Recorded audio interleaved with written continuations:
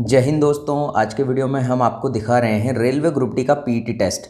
जैसा कि आपको पता है कि आपके सीबीटी एग्ज़ाम के बाद आपका फिजिकल एफिशिएंसी टेस्ट लिया जाएगा और आपका जो पीईटी टेस्ट होता है ये आपको पास करना बहुत ज़रूरी होता है। पीईटी के अंदर आपको 2 टेस्ट देने होते हैं। पहले टेस्ट में आपको 35 किलोग्राम का वज़न उठाकर 2 मिनट में 100 मीटर दौड़ना होता है और यहाँ पर सभी स्टूडेंट इसमें बालू से भरा हुआ जो कट्टा है उसे उठाकर दौड़ते हैं। दूसरा टेस्ट आपका होता है जिसमें कि आपको 4 मिनट 15 सेकंड में 1000 मीटर दौड़ना होता है। जैसे कि आप देख रहे हैं कि सभी स्टूडेंट को यहाँ पर देखिए, यहाँ चेस्ट नंबर दिया जाता है। इसी तरह से आपका जो है नंबर यहाँ पर निर्धारित होता है कि आपका नंबर पहले आएगा या फिर बाद में। जैसे कि आप देख रहे होंगे इन सभी स्टूडेंट के चेस्ट पर यहाँ पर नंबर जो है लगाया गया है। तो ये नंबर जो होता है उसके अकॉर्डिंग इनको नंबर बांटा जाता है, जैसे वहाँ पर व्यवस्था होती है उस तरह से। अब ये आपको दिखाई दे रहे होंगे, ये कट्टे दिखाई दे रहे हैं आपको, ये 35 किलोग्राम के हैं और इसके अंदर जो है बालू भरी हुई है। अब देखिए इसे उठाकर दौड़ना है।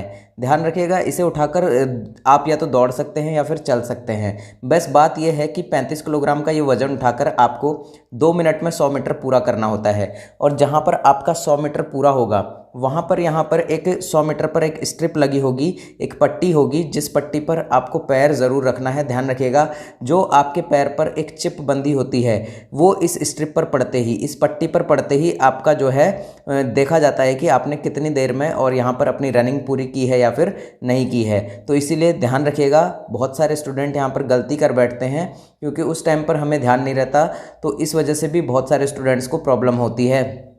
और ये प्रॉब्लम आपके, हालांकि इस कट्टे वाले चीज़ में तो प्रॉब्लम नहीं होती है, यानी कि कट्टा दौड़ कह सकते हैं हम इसे। 35 किलोग्राम का जो वज़न है इस वाले 100 मीटर में तो दिक्कत नहीं आती है, लेकिन जब हम 1000 मीटर की जो दौड़ है जो 4 मिनट 15 सेकंड में करनी है, वहाँ पर इसका बहुत विशेष ध्यान रखना होता है क्योंकि उस स्ट्रिप पर पैर रखते ही आप के जो चिप लगी हुई है वो इसको कंडक्ट कर लेगा। अब देखिए दूसरी दौड़, जो कि देखिए यहाँ पर देखिएगा सेकंड दौड़, यहाँ पर देखिए। अब ये निर्भर करेगी आपके ग्राउंड के ऊपर कि आपका ग्राउंड जो है वो यहाँ पर कितने मीटर का है। अगर 250 मीटर का एक राउंड है तो यहाँ देखिए हर राउंड के बाद आपके एक स्ट्रिप लगी होगी और ध्यान रखिएगा उस स्ट्रिप पर पैर जरूर रखिएगा क्योंकि उस स्ट्रिप पर पैर रखते ही आपका एक राउंड माना जाएगा। बहुत सारे स्टूडेंट यहाँ बाहर हो जाते हैं फिजिकल टेस्ट के अंदर, फिजिकल एफिशिएंसी टेस्ट में, क्योंकि वो उस स्ट्रिप पर पैर नहीं रखते, यानी कि उस स्ट्रिप पर पैर रखना भूल जाते हैं, जिसकी वजह से उनके राउंड जो है वो यहाँ काउंट नहीं हो पाता है। तो यहाँ देखिए, मान लीजिए आपका जो एक राउंड है वो 250 मीटर का है, तो आप मानकर चल लीजिए 250 का आप 4 गुना करेंगे तो 1000 मीटर हो जाएगा, यानी कि 4 आपको राउंड लगाने पड़ेंगे अगर मैदान 250 मीटर का है। अगर मैदान यहाँ पर मान लीजिए एक गोला उसका यहाँ 200 मीटर का है तो यहाँ पर आपको इसके 5 राउंड लगाने पड़ेंगे। जैसा कि आप देख रहे होंगे यहाँ पर देखिए स्ट्रिप यहाँ पर लास्ट में जैसे ही यहाँ रनिंग खत्म होती है, यानी कि एक 200 मीटर या 250 मीटर खत्म होता है, वहाँ एक सफ़ेद पट्टी यानी कि एक स्ट्रिप बननी होती है। उस स्ट्रिप पर पैर जरूर रखना है क्योंकि आपके घुटने के पास एक चिप बंधी हुई होती है। उस चिप से आपको यहाँ पर आपका जो ये स्ट्रिप है वो आपकी पूरे यहाँ पर जो आपने दौड़ा है 200 मीटर या 250 मीटर उसे कनेक्ट कर लेती है।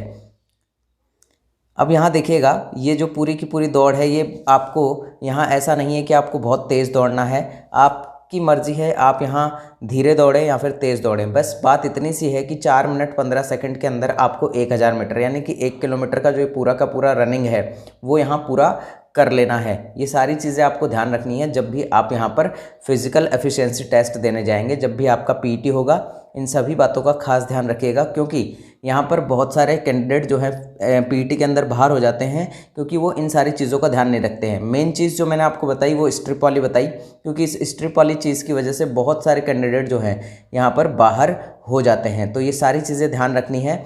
तो दोस्तों एक दिन आप भी इसी तरह से रेलवे ग्रुप डी का फिजिकल टेस्ट देंगे तो लगातार अपनी तैयारी करते रहिए और जब भी आपका एग्ज़ाम हो, एग्ज़ाम को बहुत अच्छे से दीजिएगा, अच्छे से अच्छे मार्क्स लाने की कोशिश ज़रूर कीजिएगा। मिलते हैं अगले वीडियो में, तब तक के लिए जय हिंद, जय भारत।